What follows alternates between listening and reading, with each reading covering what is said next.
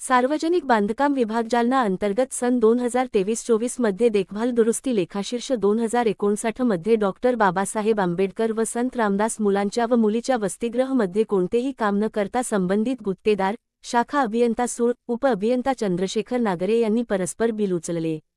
या कामाची चौकशी करून संबंधितवर कारवाई करावे. शाखा अभियंता सूळ व उप अभियंता चंद्रशेखर नागरे यांना निलंबित करण्यात यावे तसेच ठेकेदारला काळ्या यादीत टाकावे अशी मागणी उपोषणकर्ते मधुकर घेवंडे किशोर मघाडे यांनी केली.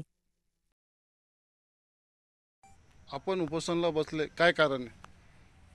आज या ठिकाणी आम्ही रिपब्लिकन पार्टी ऑफ इंडिया तसेच भीमसेना पॅन्थर्स पार्टी महाराष्ट्र राज्य यांच्या संयुक्त विद्यमाने सार्वजनिक बांधकाम विभाग क्रमांक 1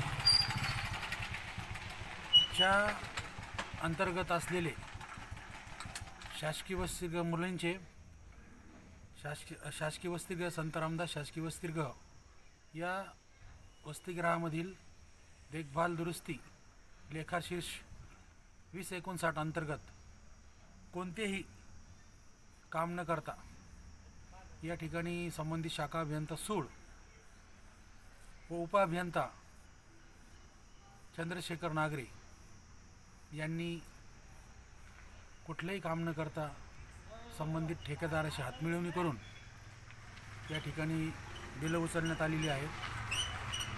यामुळे या कामामध्ये 100% या कामात भ्रष्टाचार झालेला आहे.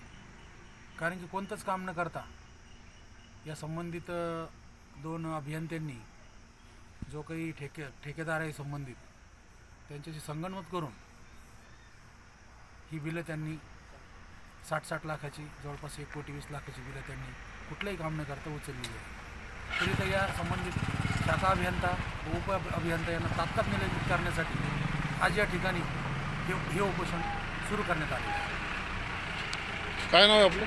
मी किशोर मघाडे, जिल्हाध्यक्ष Republican party of India Gawali, Jalna.